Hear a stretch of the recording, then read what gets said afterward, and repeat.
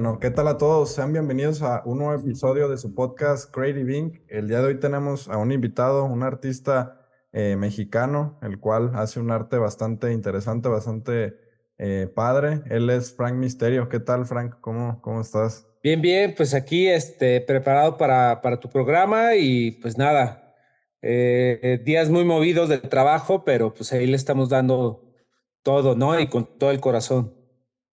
Súper bien. No, sí, gracias, Frank. Te agradezco muchísimo por el tiempo y por la oportunidad de poder platicar.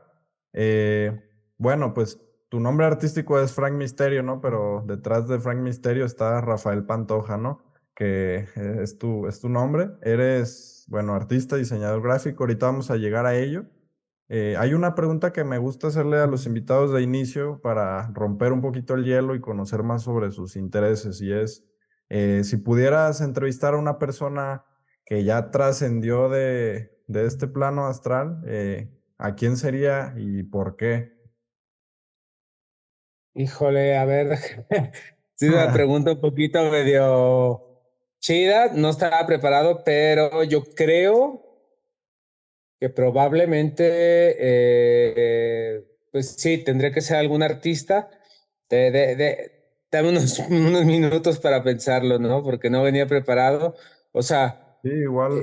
tal vez me acercaría a un poquito a artistas plásticos. Ok. Toledo es un artista que admiro, ¿no? Tengo algunos papalotes de él. Y pues nada, ¿no? O sea, a lo mejor he seguido su biografía, he visto un par de documentales de él y tal vez le podré platicar alguna situación más emocional, ¿no? O sea, ¿qué ha sido lo que lo inspiró a hacer lo que fue, ¿no? O lo que hizo en su obra. Sí, ok, me parece bien. Oye, Frank, para ir como retomando un poquito de tus inicios, de tus bases, de pequeño, de joven, comentabas, ¿no? Que querías ser luchador. Entonces, Sí. digo, era por ahí uno de tus sueños, a lo mejor en ese entonces.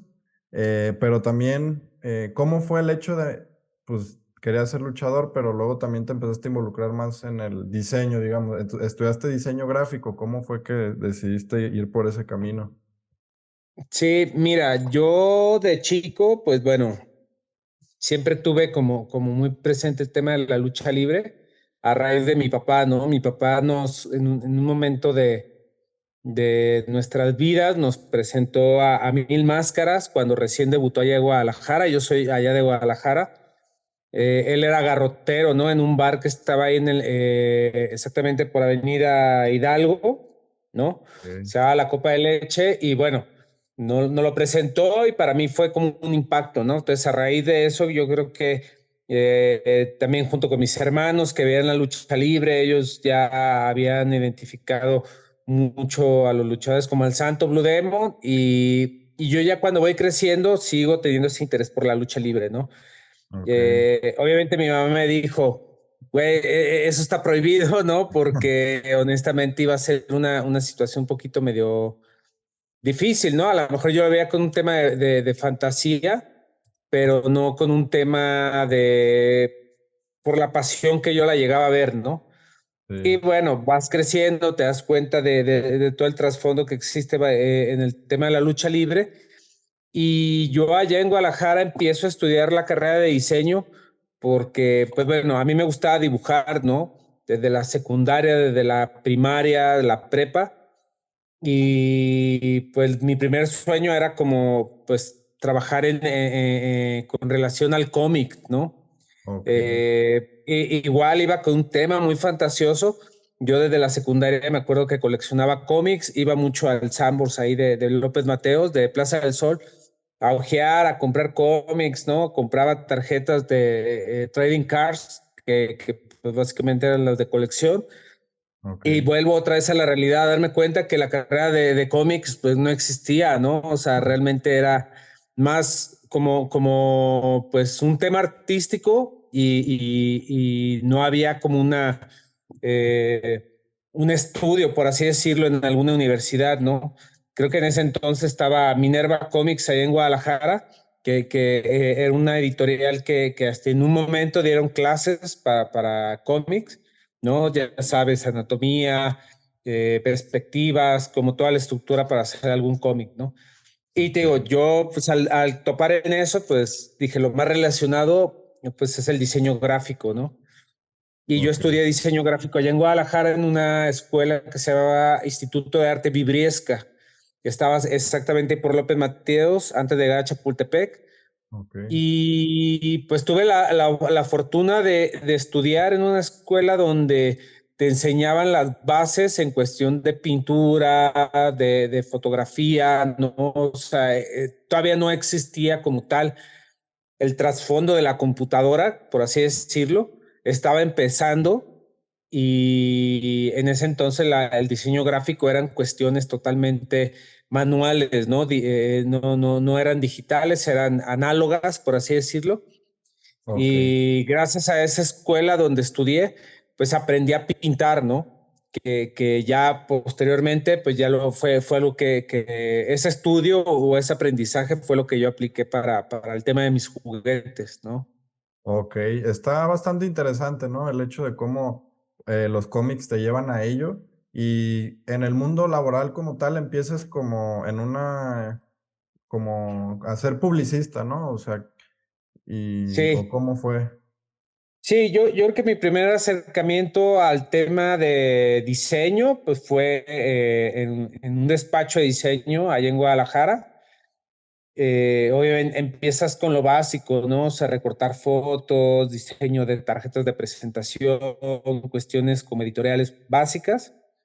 Ok, Después pasa el tiempo, me meto a una imprenta allá casi por las fiestas de octubre, que hacían puro gran formato. Entonces vas aprendiendo poco a poco cosas relacionadas en la parte de diseño, ¿no? Y la primera agencia de publicidad donde trabajo es una agencia allá de Guadalajara que en ese momento se llamaba KP Alarraqui, ¿no? Es ujú, una agencia que está ahí cerca de la Gran Plaza.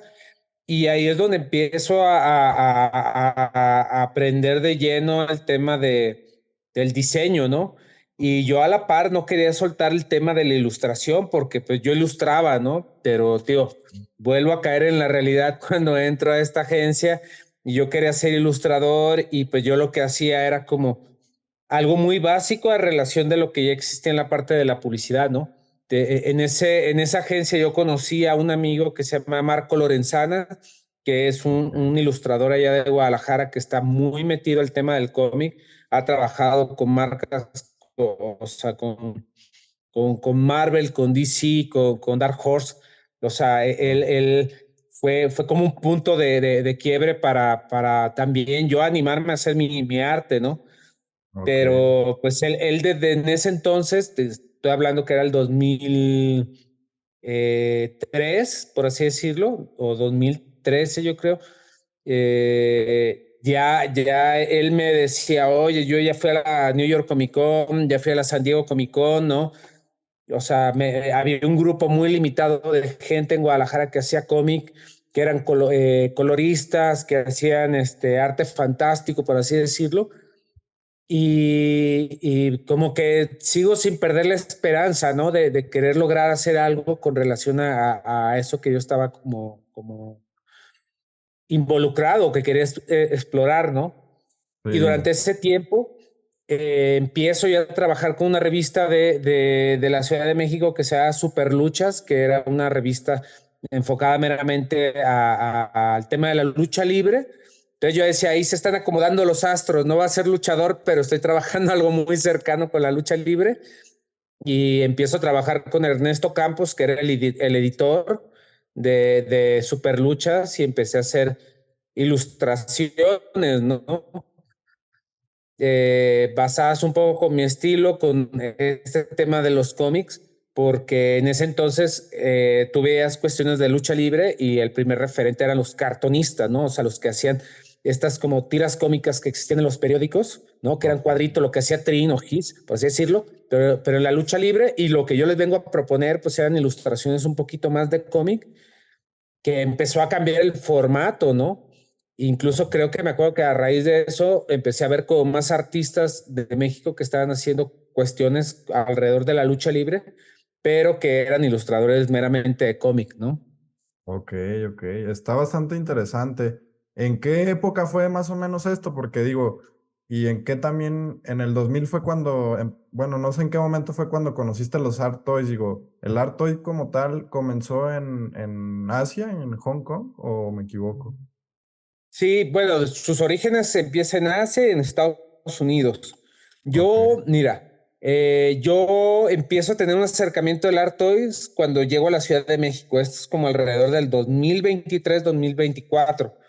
Yo un par de años antes seguí en Guadalajara y digo, yo ya trabajaba con este tema de las ilustraciones de lucha libre, pero cuando yo llego aquí a la Ciudad de México, empieza a existir este movimiento de los art toys, ¿no? Ya había como marcas como Toy to Art, como Kid Robot, como Medicon, que empezaron a hacer pues este tipo de plataformas un poquito más estilizadas, saliéndose un poquito del esquema del juguete tradicional, por así decirlo. Entonces, un amigo aquí de la Ciudad de México que se llama Agustín de Anda es el primero que me da ese acercamiento hacia un Artoy, ¿no? ok, Que eran unos plataformas para intervenir, que eran los Moonies de Kid Robot. Entonces me acuerdo que le compro una pieza, exploro esta plataforma, yo ilustraba y te digo, entonces era una plataforma, era un canvas tridimensional, ¿no? Entonces empiezo a experimentar un poquito con este tipo de juguetes. Pero esto ya es alrededor del 2024, o sea, realmente el Bunk, no, 2024, no, perdón, 2000. 2014, ¿no? Ah, ya, ya, No, ya. es cierto, 2004, porque yo llevo 20 años pintando, ¿no? Entonces realmente es un poquito los tiempos, ¿no? Entonces, realmente si el boom del arte hoy empieza como alrededor del 2000, ¿no? Y yo Sí, empiezo a conocerlos a raíz del 2003 o el 2004 y me empiezo como a clavar un poquito de lleno, ¿no? sí. Y se ve como, pues, hay esta transpolación, ¿no? De la ilustración en 2D a lo que tú dices, el Canva en 3 dimensiones, ¿no? ¿Y cómo fue, pues, el hecho de empezar a intervenir estas piezas, ¿no? Empezaste interviniendo, ¿no? Y cómo fue para ti, o sea, ¿al inicio fue complicado o lograste adaptarte rápidamente al formato? Pues mira, me adapté al formato porque ya tenía estas bases de pintura, ¿no? De pintura acrílica por de parte Sí, de la escuela. Recuerdo que decía, a ver, me gusta la acuarela, traté de pasar el acuarela a este tipo de formatos, pero el tipo de superficie era difícil, ¿no? Te estoy hablando que casi unos 6 años de toda esa etapa que estuve como haciendo custom, que estaba pintando juguetes, pues fue de meramente investigación, ¿no? De conocer las plataformas, de conocer el tipo de pintura, el tipo de técnica. Y 20 años después empecé a sentir que ya podía realizar lo que hacía en papel en los juguetes, ¿no? Porque ok, era algo muy complejo, ¿no? Yo decía, ¿cómo puedo hacer este tipo de líneas, ¿no? Digo, el aprender a pintar con una estructura tridimensional, cuando la mayor parte de mi vida fue algo bidimensional, algo plano, ¿no? sí, Entonces, te digo, empezaba a meter como, casi todo el tiempo fue acrílico, después empecé a meter aerógrafo, después empecé a descubrir diferentes tipos de pinturas, ¿no? Siempre sí, trae este enfoque de querer utilizar colores neón, que es algo que me caracteriza mucho en cuestión de mi paleta de colores. Entonces, estuve usando desde acrílicos hasta esmaltes, hasta llegar al punto de decir, este tipo de pintura es la correcta para este tipo de juguetes, ¿no? órale, Entonces, pues yo a veces le digo a la gente, ¿no? A la gente más que nada que está como metiendo actualmente en la parte de los artos, pues que todo ese descubrimiento fue una etapa que en ese momento pues no existía, ¿no? No había tutoriales en YouTube para explicarte cómo se hacían este tipo de procesos. Entonces, a mí me tocó como aprenderlos, ¿no? O sea, tenía ah, la práctica o la experiencia en ilustrar, dibujar y pintar sobre papel, pero ahora era aprender a todo eso en un formato tridimensional, ¿no? ok, ok. Y vi también que comentabas, ¿no? Que gracias a un amigo en Japón, no sé si es el mismo que comentabas, bueno, gracias a él conoces el material, ¿no? Que es el Sofubi, que es el material con el cual se fabrican los Art Toys o por ejemplo, bueno, los que son Bueno, provenientes de allá, ¿no?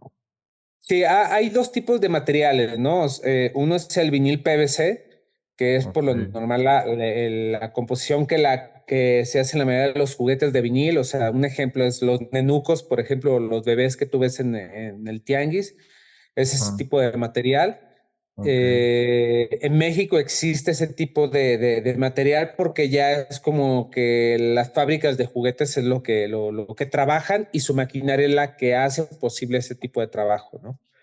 ok, Yo, como a los 7 años o 8 años de haber estado pintando, recuerdo que yo ya tenía la intención de hacer mi propio juguete, ¿no? Porque yo veía a la mayoría de los artistas que sí colaboraban con marcas, por ejemplo, como Medicom o Kid Robot, que ellos hacían su diseño y se los plasmaban en sus plataformas. Yo quería eso, pero era muy difícil porque pues realmente a veces entraban hasta artistas que no tenían nada que ver con esa disciplina, pero tenían una estética gráfica que podía ir de acuerdo en los juguetes, ¿no? Entonces yo al desesperarme, yo dije, yo quiero hacer mi propio juguete, quiero hacer mi propia plataforma, yo quiero pintar y no tener que comprar juguetes de 1,000 pesos, más bien yo quiero invertir una cierta cantidad de dinero y ya tener mi propia producción de juguetes, ¿no? ok, Entonces, yo empecé a investigar aquí en la Ciudad de México quién hacía juguetes y casi todo el mundo donde yo estaba cayendo, pues siempre era no solían compartirlo, ¿no? Era como, sí, yo conozco a alguien, pero no te digo, ¿no? Y luego caigo con unos amigos, bueno, una gente que conocí en ese momento, y me dicen, sí, nosotros se lo podemos hacer, ¿no? Y me dan una cotización, ¿no? Entonces ya cuando empecé a analizar, me acuerdo que ya había ahorrado algo de dinero gracias a todo lo que ya estaba pintando en juguetes en ese entonces. Y ajá, de pura curiosidad le escribo a un amigo de Asia, ¿no? Bueno, era un amigo de Estados Unidos que vivía en Japón, que se llama Velocitron, y le digo, oye, ¿cuánto me cobras para hacer un juguete así asado? Y los números eran muy similares a los de México, ¿no? Entonces órale, dije, mejor lo hago en Japón, ¿no? Y me aviento esa tarea y me aviento como el primer mexicano que hace ese tipo de juguetes de Sofubi a nivel México sí, y con ideas como que iba a tener una garantía en cuestión de ese círculo de consumidores de Sofubi, ¿no? Y lo logro, ¿no? O sea, realmente incluso fue algo bien chistoso porque cuando sale la producción de la pieza, la presentación del juguete ni siquiera fue en México, ¿no? Porque en México ni siquiera había, o sea, sí había esa escena de Artoy, pero el Sofubi era como hasta mal visto, ¿no? Porque su primer referente eran como juguetes de tianguis. ¿Por qué? Porque venían en una bolsita, venían con un cartoncito. ujú, Entonces, te digo, mi primer lanzamiento es en la San Diego Comic Con. Se llevan unas piezas, se venden todas. Y es ahí como empiezo, ¿no? Con esta historia del Sofubi, por así decirlo, ¿no? ok, Esa escultura me ayudó a hacerle un amigo que se llama Walter Chaukowski, que pues él esculpe, ¿no? En ese entonces todavía hasta el tema 3D no estaba tan metido, o sea, sí se podía hacer 3D, pero no existe lo que ahora existen las impresoras 3D.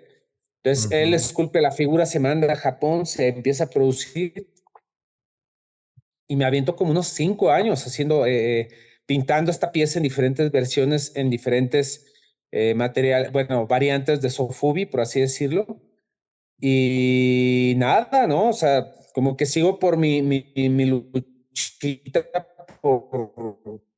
bajo mi trinchera con este tipo de propuesta, como muy compleja, ¿no? O sea, había artistas que hacían eso, pero veían a la gente que hacía art toys, entonces como que consideran que era algo más profesional el art toy y ven al Sofubi como algo corriente, ¿no?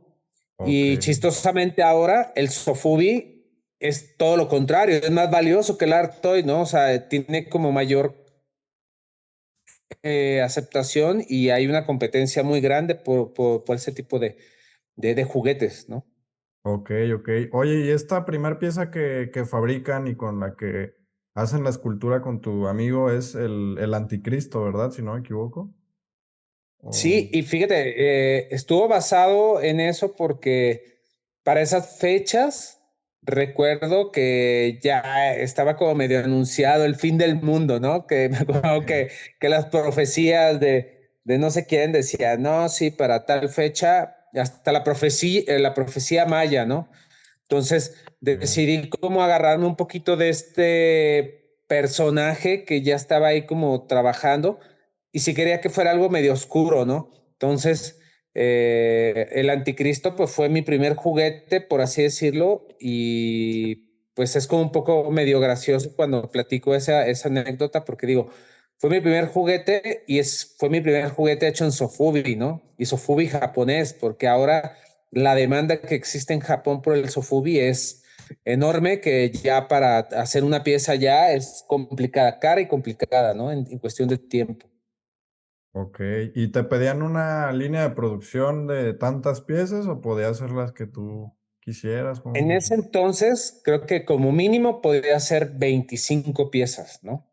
Ya. Porque aparte había otra cosa, o sea, tú ibas, las fábricas de sofubi en Japón no tenían una demanda tan enorme. Entonces, Ok. decían, como mínimo era tanto porque invertían en el material. Y era algo como, o sea, en ese entonces habíamos yo creo, como unos 20 artistas haciendo sofubi, entre artistas japoneses y entre artistas estadounidenses y yo, ¿no? Mm. Y el único latinoamericano era yo, ¿no? Haciendo eso. Y Ok. incluso la escena era bien compleja porque México era, o sea, si a lo mucho llegué a vender en México como unas 5 piezas, ¿no? De en ese entonces. Después Ok. fue como avanzando y la gente como que lo empezó a descubrir y chistoso, ¿no? Porque ya cuando empieza a haber otra vez este hype por el Sofubi aquí en México, pues todo el mundo me empieza a preguntar que si tengo esa pieza, que si tengo esa pieza, y yo no, o sea, hasta hay una historia medio compleja porque el molde se pierde, ¿no? El fabricante que me había ayudado a hacer la pieza se desaparece y se pierden mis moldes, ¿no? Ok. Y casi 10 años después logro conseguir otra vez el molde, ¿no? Y vuelvo a hacer una reedición de estas piezas, ¿no? Entonces, digo, es medio chistoso todo eso. Sí, no, está bastante padre. Fíjate también que, digo, como desde el inicio se veía como un estilo o una idea de lo que traías en mente, ¿no? De ahorita, por ejemplo, veo que en tu arte, pues es como prehispánico, gore, como mutantes, monstruos, ¿no? Pero en ese entonces, eh, pues, ¿cómo nace este interés por el anticristo? Digo, a partir de la temática del fin del mundo, claro, pero ¿cómo mantienes este mensaje a través de los años? Digo, me imagino que es un gusto tuyo o cómo pasó. Sí, pues yo creo que más bien era siempre un tema como para generar un poco de ruido, ¿no? Porque la segunda pieza que yo hice Ajá. incluso venía con una temática un poco más fuerte, ¿no? Porque era el Narquito, que fue una pieza que hice con colaboración de Chucho Rojas. Y yo más bien quería como entremezclar un poco el tema mexicano, pero a la vez que tuviera algo icónicamente representativo, ¿no? Entonces, te digo, el anticristo, pues era como presentar un demonio y pues, yo creo que la gente como que decía, bueno, lo puedo ver de hasta en cierto punto como algo digerible, por así decirlo, a pesar de que era un demonio, pero era un demonio que aparte no era el típico estereotipo del diablo, ¿no? De rojo, o sea, sí tenía cuernos y alas, pero no era el típico diablo con pata de cabra, ¿sabes? Y todo eso.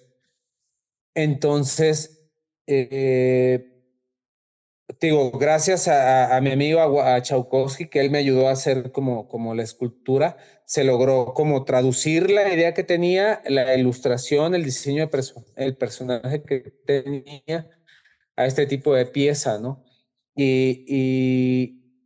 Y, pues graciosamente, digo, cuando con el paso de los años, cuando saco el primitivo, por ejemplo, que ya fue una escultura que yo hice 100% con mis manos, sigo teniendo esa misma línea bajo el tema de la cultura hardcore o gore, por así decirlo, y también por el tema ochentero de los mutantes, por así decirlo, de las películas de los 80 de terror, de estos mundos fantásticos donde existía como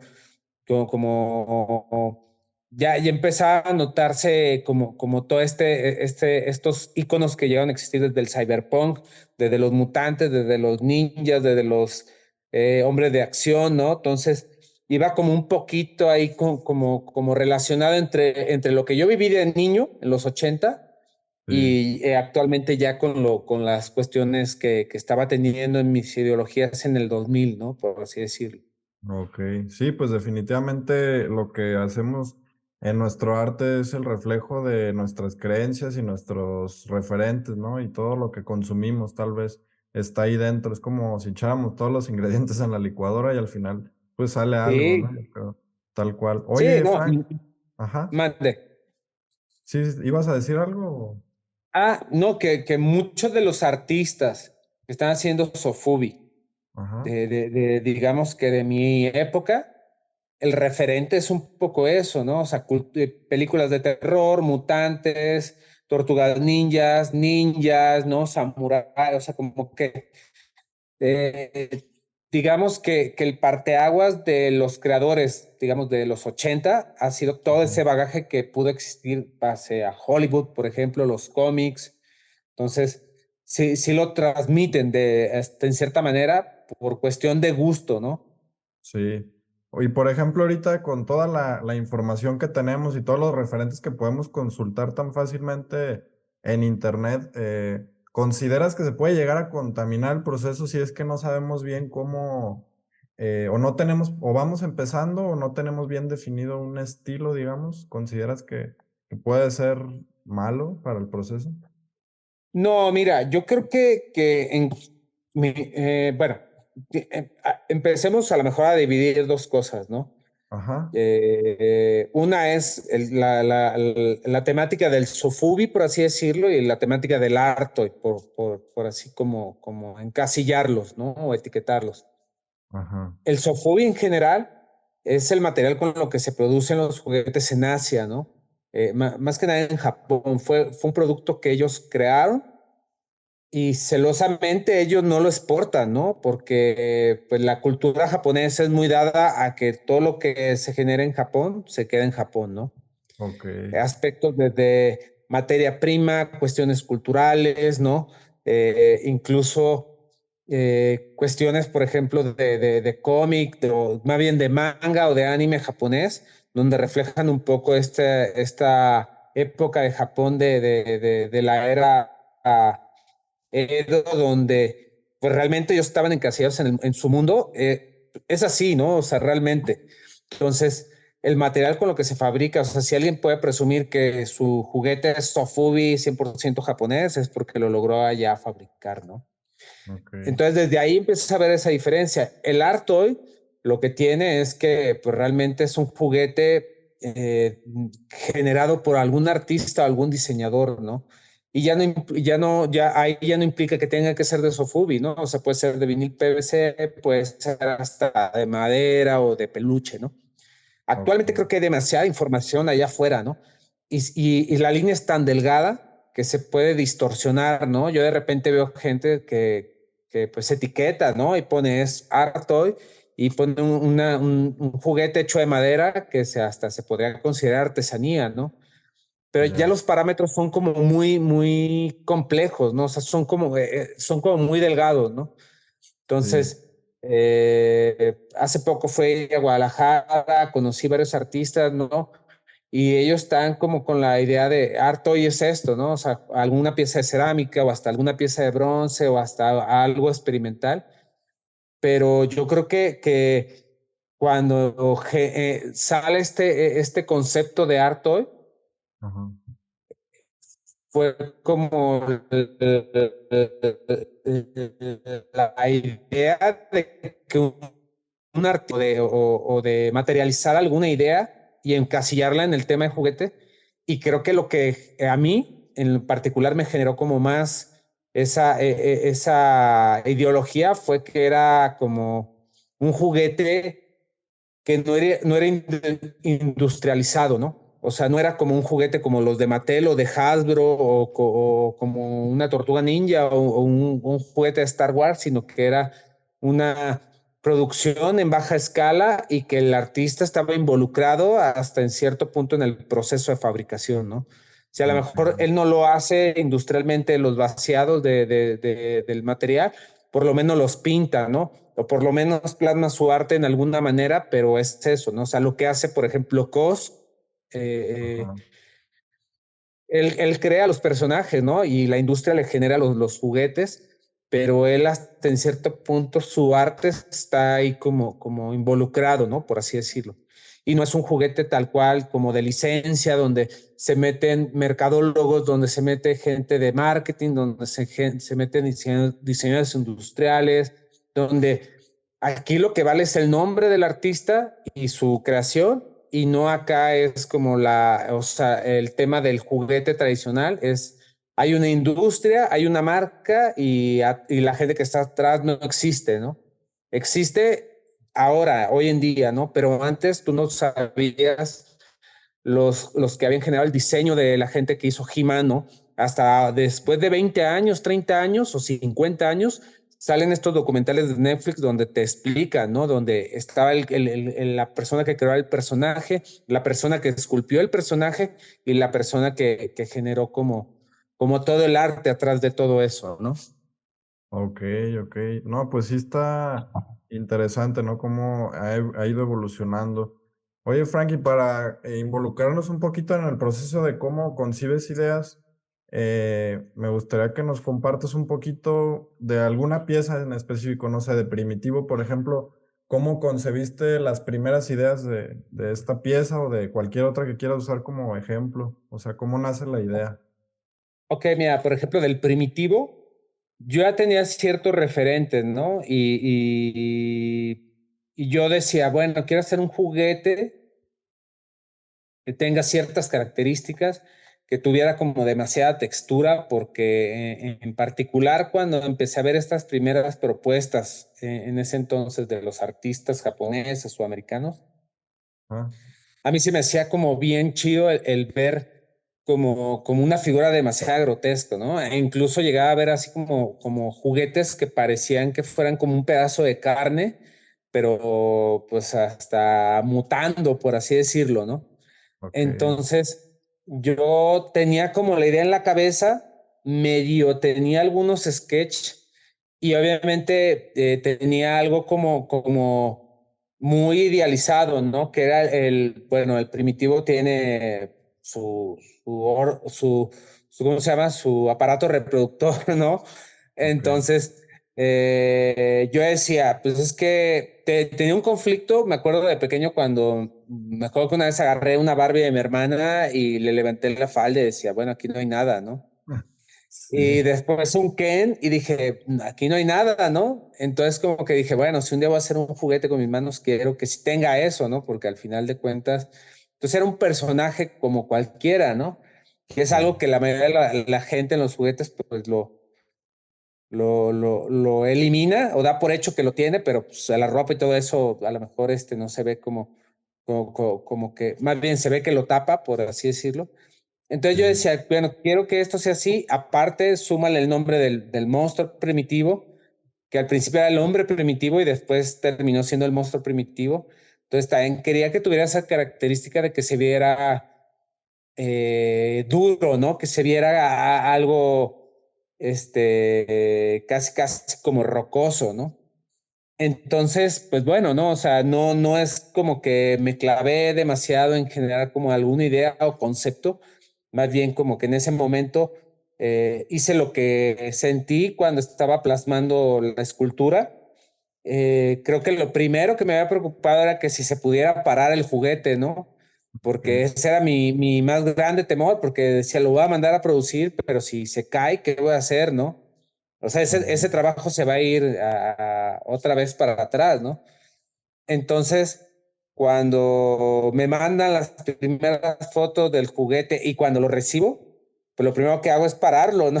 Y lo empiezo a apreciar y veo que no se cae. Y dije, ya, estoy del otro lado, ¿no? ok. Actualmente, la mayoría de los juguetes, por ejemplo, de la serie prehispánica, por así decirlo, Ajá. Pues está involucrado diseñadores 3D, ingenieros industriales, donde estudian la pieza, donde dicen, ¿sabes qué? Con este ángulo se va a caer, ¿no? Ya hay como una manera más precisa de fabricar un juguete, Órale. porque pues ahora ya está involucrada una máquina donde pues puedes medir grados, puedes medir profundidad, puedes medir altura, puedes medir proporciones antes de, y todo eso, pues en cuestión de fabricación de juguetes, pues genera como un logro muy grande, ¿no? Antes, pues yo creo que hasta los mismos escultores no sabían, ¿no? Si el mecanismo que estaban generando podría funcionar para que se parara una pieza, ¿no? Yo me acuerdo, las tortugas ninjas era el ejemplo más clásico, ¿no? Las primeras eran difíciles de parar, entonces ahí le estabas teniendo que ajustar las piernitas para que se pudiera llegar al equilibrio, ¿no? Porque Ok. decías, a lo mejor el caparazón hace que se vaya para atrás, ¿sabes? Entonces, todo eso era algo que antes pues no lo podías traducir. Actualmente ya es como posible, ¿no? Como lograr todo ese tipo de perfección y sacar una pieza más perfecta, por así decirlo, ¿no? Ok, es interesante porque pues al final del día sí creas una pieza que tiene todo un estudio detrás, no simplemente es un juguete, ¿no? Como se podría decir. Y también está padre el hecho de cómo no dejas atrás tú el dibujo, ¿no? Sigues dibujando esas primeras ideas, me imagino, para poder después llevarla a generar los prototipos y modelado 3D con las personas con las que colaboras al final del día, ¿no? Entonces, creo que el proceso sigue siendo y nace en papel, ¿no? Sí, por ejemplo, para la serie prehispánica, Ajá. por ejemplo, yo hago un estudio previo, ¿no? Voy a los museos, trato de analizar bueno, creo que algo que me enamoró de la Ciudad de México fue, digo, el Museo de Antropología, por ejemplo, Templo Mayor, las Sí. pirámides de Teotihuacán. Entonces, yo recuerdo que hasta la fecha, cuando voy y me paro, pues analizo, ¿no? Analizo las esculturas prehispánicas, veo ciertos elementos que digo, esto me puede servir, entonces hago como estudio que el juguete que vaya a hacer tenga cierta relación con lo que voy a crear. Entonces todo eso se plasma en papel antes de un modelado 3D, ¿no? Incluso trato de generar como este tipo de fusiones, ¿no? O sea, la mayoría de las piezas prehispánicas que he hecho hasta están involucradas hasta cuestiones, por ejemplo, mecas, ¿no? O sea, como este tipo robótico, por así decirlo, de Mazinger Z, que era una de las series que me gustaba, Voltron, Gundam, ¿no? Entonces, son hay gente que me dice, son como mecas aztecas, ¿no? Cuando pues, yo Okey. lo único que quería es que se vieran como hasta en cierto grado con algún tipo de diseño arquitectónico hasta la fecha cuando veo diseños, ¿no? Con Jack, que es mi escultor de cabecera. Ajá. Sí le digo así, oye, mira, y vi esto y le mando referencias de otros artistas, como decir, mira, me gustaría este elemento que estuviera incorporado en el juguete. Y me dice, va, se empieza a hacer, vemos algunos ajustes, pero se trata de lograr de plasmar la idea lo más fiel al boceto, por así decirlo. Órale, no, pues quiere decir que se pierde muy poca información del boceto al 3D, ya también con el equipo indicado y con las herramientas también, claramente. Oye, Frank, y por ejemplo, cuando una idea llega a ti en el día a día, ¿cómo capturas tus ideas? ¿Sueles tener una libreta o en tu celular o tienes muy buena Híjole, memoria o cómo le haces? tengo buena memoria, pero pues también es que actualmente el ritmo que tengo de trabajo es como medio complejo, ¿no? Porque todo el día estoy recibiendo mensajes por mis redes sociales de gente que quiere adquirir algún juguete, ¿no? Okey. Entonces, de repente cuando traigo una idea muy clara, me hago una pausa, hago el boceto y ya digo, aquí ya lo tengo, ¿no? Y soy un poquito medio inquieto, ¿no? Con las que trabajo para esculpir. Y luego les digo, ¿qué onda? Quiero esto, más o menos esta es la idea, le mando referencias, ¿no? Y trato de dejarlo pasar, ¿no? Porque yo sé que si alguna idea que traiga lo dejo enfriar, seguramente al mes ya le pierde el hilo, ¿no? pero Sí. trato de que, por ejemplo, una idea que me llegue a gustar demasiado, la Ujú. abordo luego y trato de, de aterrizarla, ¿no? Con el equipo y ya, pues dejar que también ellos trabajen, ¿no? Pero sí, tengo buena memoria, pero también a veces creo que peco de demasiada buena memoria. No, sí, me imagino que en la labor, como dices, del día a día, pues de la saturación también, o sea, se llega a perder algo de eso, ¿no? Entonces, es mejor capturarlo y ya después que tengas tiempo, a lo mejor le vas dando forma, como comentas. Oye, Frank, y por ejemplo, si tuvieras que darle un nombre a tu proceso creativo, a tu proceso de diseño, con una o dos palabras, ¿qué nombre le darías y por qué? Ok, yo creo que le pondría, híjole, pues no, es que hasta incluso se me hace complejo encasillarlo en proceso, ¿no? Yo creo que Ok, sería libre, ¿no? O sea, libre porque siempre he tenido como esa ideología de querer como no limitarme en ciertas cosas, ¿no? Desde idea, desde estructura. Entonces, por ejemplo, cuando yo pinto, llego y me paro y de repente voy pensando en alguna gama de colores o en alguna idea en específico, pero trato de no clavarme tanto, ¿no?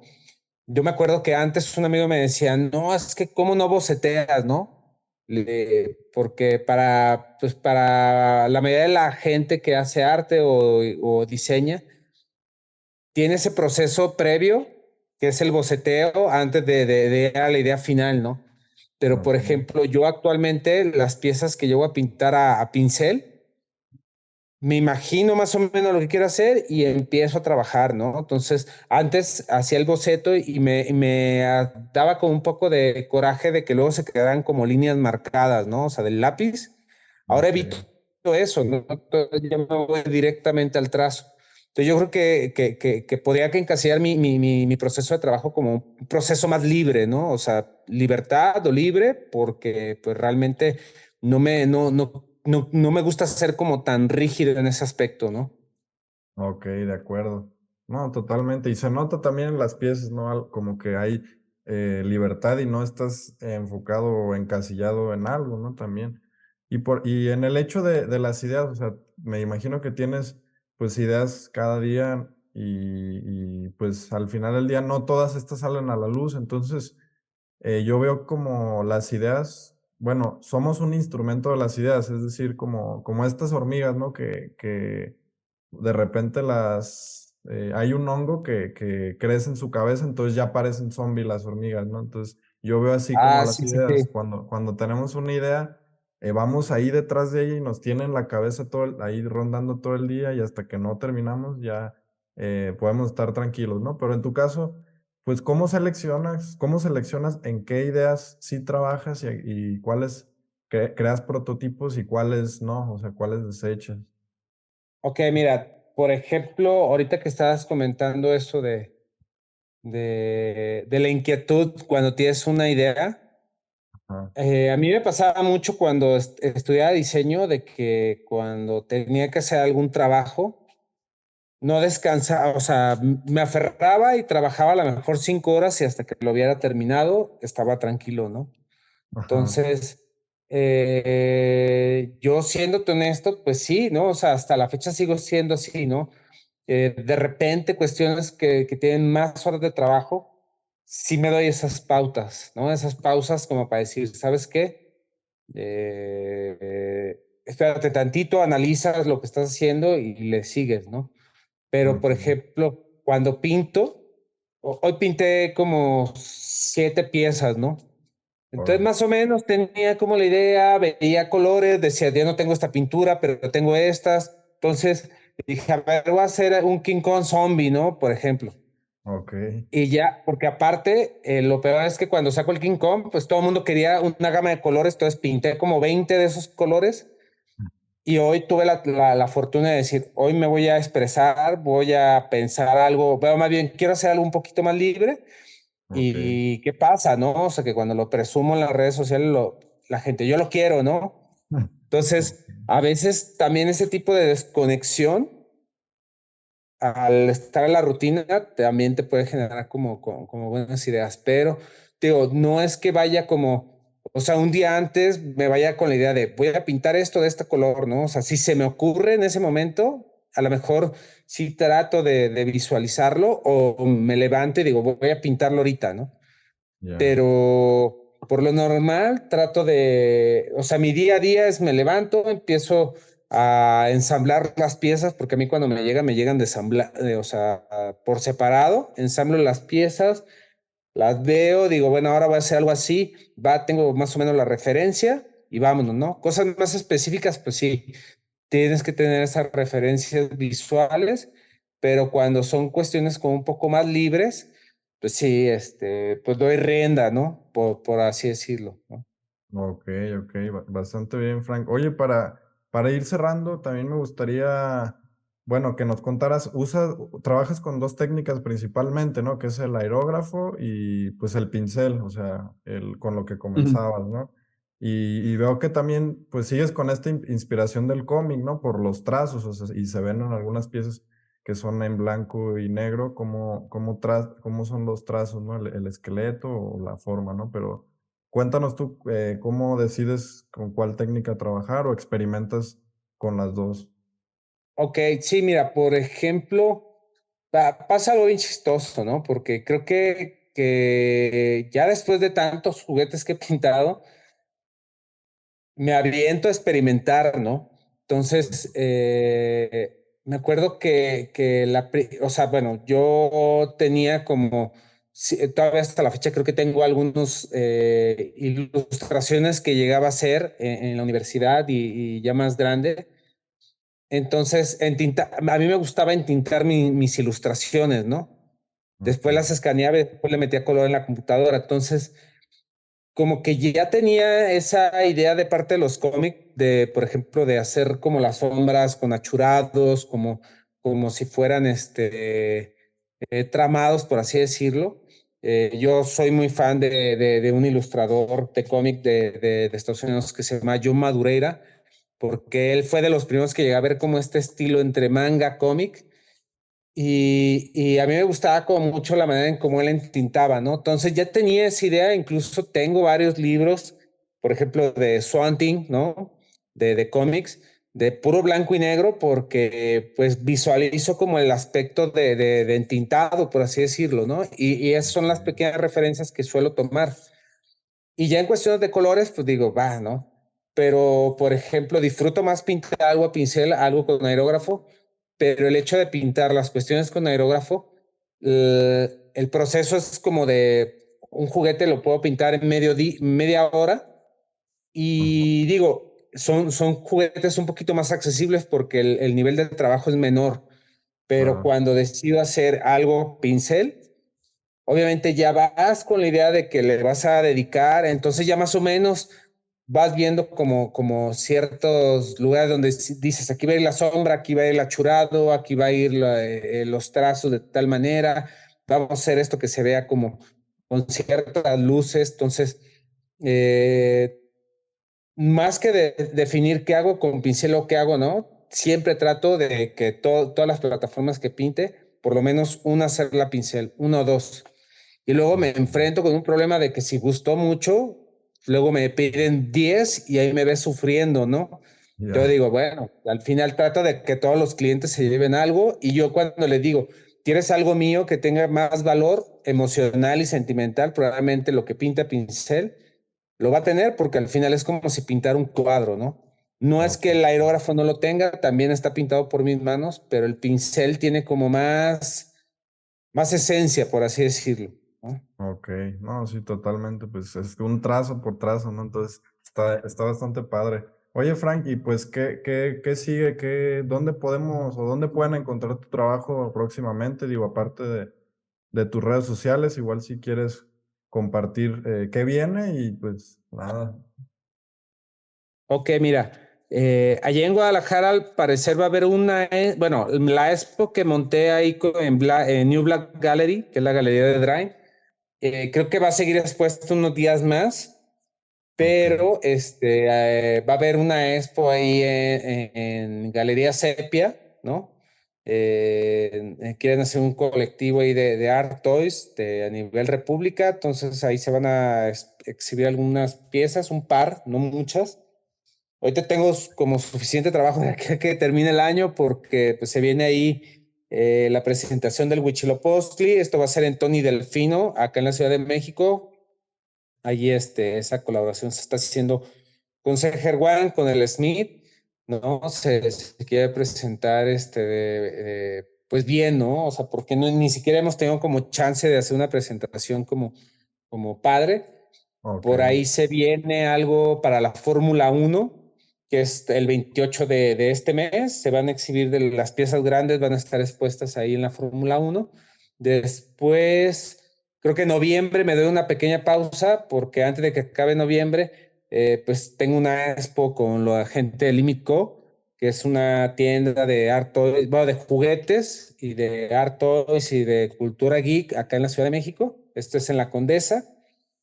Y pues para cerrar el año, al parecer en diciembre, creo que va a haber 3 eventos, ¿no? Todavía está indeciso porque va a estar lo de plástico macizo para el 2 y 3 de diciembre. ok. Seguramente se va a trabajar algo con Sneaker Fever el 9 de diciembre y luego tengo que volar a Los Ángeles para la Designing Con el 15 de diciembre, ¿no? Entonces, he querido darme una pausa. Iba a ir este año a Japón. Decidí mejor moverlo para el próximo porque pues hay muchas cosas por hacer. Entonces sí Bueno. quisiera como irle dando cada cosa su tiempo, pero pues creo que hay trabajo de aquí para un buen ratillo, ¿no? No, qué bueno, Frank, qué bueno, es un gusto. Y pues la gente, ¿no? La gente que da el trabajo al final del día y que valora el arte que has estado haciendo y compartiendo es lo importante también. Igual, pues pueden ir a visitar y ver todas estas fechas en tu Instagram, ¿no? Que es Frank Misterio, ¿verdad? Igual vamos a dejar el link Sí. en la descripción para que vayan y te escriban cualquier duda o cualquier pieza que les gustaría comprar y tener en su colección, igual para que estén pendientes de las próximas fechas. Y pues nada, Frank, te agradezco muchísimo la plática, la verdad es que la disfruté bastante y está la puerta abierta para armar ahí una segunda plática después. Claro, pues sí, tengo que ir allá a Guadalajara, yo creo que para fin de año. Ahí también estamos Vale. haciendo algo de plástica con la gente de Galería La Extensión, que es de Guardado, ¿no? Y del FEM, que son unos artistas allá de la ciudad de Guadalajara. Entonces, por ahí se vienen unas cosas. Quiero hacer algo de cerámica allá en Guadalajara, en Tlaquepaque, básicamente, ¿no? O sea, como empezar a hacer como escultura un poquito más con técnicas más clásicas, por así decirlo. Ok, Y a la parte llevar también algo de juguete, ¿no? He tenido como buena respuesta allá en Guadalajara. Tenía un poco de miedo, pero creo que la mm, escena artística de Guadalajara lo está aceptando bien. La gente de Guadalajara le ha agradado demasiado mi propuesta. Hay un choque medio difícil porque la cultura prehispánica en Guadalajara, tú que eres de allá sabes muy bien que existe en cuestión de recuerdos, vas a Tonalá, ves algunas cosas, pero no ujú, hay todo este bagaje que existe en la Ciudad de México, como el Museo de Antropología, como las pirámides de Teotihuacán, ¿no? O sea, acá sí hay como más esa entidad cultural, por así decirlo, pero Guadalajara también pues tiene sus cosas, ¿no? Y aventurarme a claro. llevar este tipo de propuestas para allá, pues también es pues que la gente también comprenda y entienda y que les dé esa curiosidad de conocer, ¿no? Entonces, te digo, al fin de cuentas, la idea es como exponer, expresar y compartir para que pues también se tenga la oportunidad de aprender, ¿no? Claro, no, sí, pues que conozcan más que nada sí, el arte de cada persona, ¿no? Y que es bastante interesante porque no solamente te enfocas en algo, sino que pues va evolucionando, ¿no? Como lo comentas ahorita, a lo mejor te empieza a involucrar en cerámica, lo cual es interesante, Frank. Pues nada, Frank, te agradezco nuevamente. Igual para todos los que nos escucharon, les agradezco. Pueden visitar el proyecto como Creative Inc. en Spotify, en YouTube o las plataformas de audio, o como Gerardo Wizard, ahí también lo pueden buscar. Igual comenten qué les pareció la plática y vayan a escribirle a Frank cualquier duda o comentario que tengan ahí en sus redes sociales. Pues nada, Frank, nos vemos en un próximo capítulo. Bye. Bye, nos vemos.